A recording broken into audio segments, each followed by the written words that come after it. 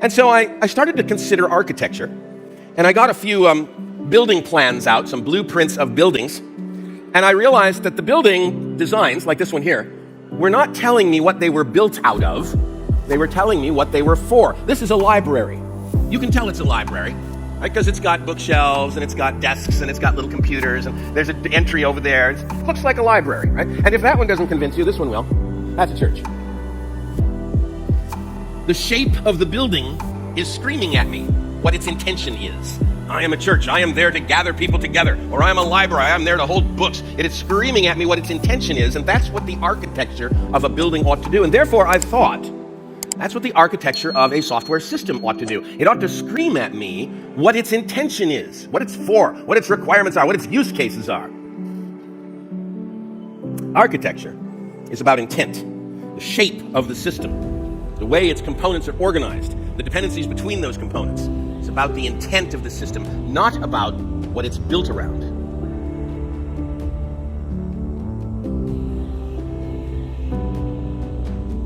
For this observation, this is the one I use whenever I'm talking about agile development, whenever I'm talking about software craftsmanship, whenever I'm talking about coding techniques, because this outlines a rather good goal. This is from the Brundtland Commission, the Brundtland Report given to the United Nations in 1987. It's a direct consequence of Schumacher's work. Gro Harlem Brundtland was the former Prime Minister of Norway, and she headed this commission, which gives us a really nice definition of what sustainable development is. Now, of course, they're talking about sustainable agriculture, sustainable economies, but it turns out the wording used here applies to what we want to do every day in our software. Sustainable development is development that meets the needs of the present without compromising the ability of future generations to meet their own needs.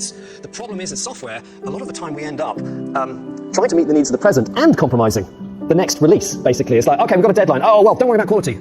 Everybody, work really hard, write lots of code. And that's the worst thing that can happen. People do. Yeah, there's that towards the deadline code. There's that feature, it must exist code. And then you spend the next few months, even years, dealing with the consequences of that mad rush. Okay, so there's loads of examples of that. There's also the other side of this, and I see this in some larger organizations. They never meet the needs of the present because they're so worried about the future. It's just like, oh, this will be really great when it arrives. When's it going to arrive? 6 months. You said that 6 months ago. Yeah, but we've got this framework, and we're now wrapping the framework with new middleware that we've developed, and we've got the middleware guys, and the upper middleware, and the underwear, and the lower middleware, and the lowerware. And it just becomes this complex arrangement of possibilities that never become real.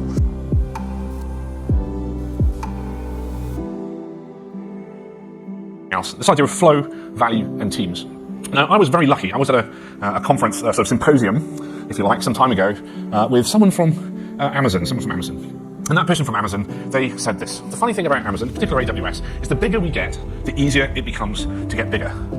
The more teams we add, the more products we build, the more features we add to those products, the easier it is to add more features, to add more teams, and to go faster. And that seems like a really strange or odd thing for me, right? Because my experience is the opposite of that, and we'll come to that in a second. After thinking about this for a while, and this idea of, as we grow, we get to go faster, I sort of started thinking about what the goal is of organizational design. When we think about our software architectures, building software systems and linking them together to serve our customers, and the teams that go together to do that, to deliver those, deliver that software.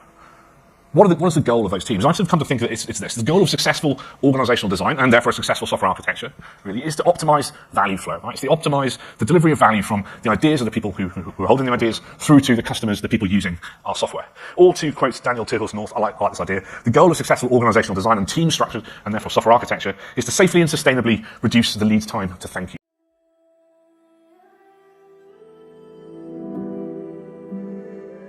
Let's talk about you. Because you're here, I'm guessing that you've written an application. And even though I've never seen that app, there's something I can say about it. It's going to change. And when it changes, what will happen? The experience that you have when your application changes depends on its design. For example, your application might look like this. It might be rigid. Rigid applications. In a rigid app, everything is connected to everything else.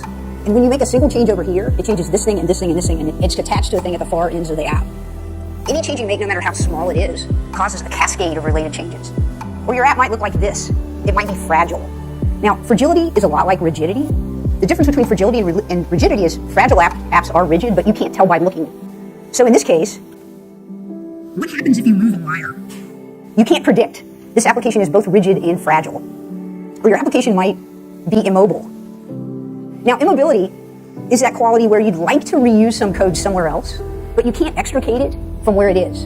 And so what you end up doing is you copy a section of code, and you take that same section of code and you put it somewhere else. You don't actually have reuse, you have reuse through duplication. Anyway, immobility. And finally, there's viscosity. Now, viscosity is when it's easier, when you want to make a change and you can tell how the original designer wanted you to behave, but it's easier to do the wrong thing. And so in this case, you just throw another piece of Tupperware in that cabinet, shut the door, and tiptoe away. And you try not to pay attention when the door opens and stuff all falls out on the floor on someone else. You try to pretend that didn't happen. So how is it that your app is rigid and fragile and immobile and viscous? It didn't start out that way. In the beginning, your application was perfect. It was perfect. It was like a beautiful flower. It was a joy to work on. And then it changed. And that's all that happened. It changed. When you make changes that introduce unexpected dependencies in your app, they will kill you.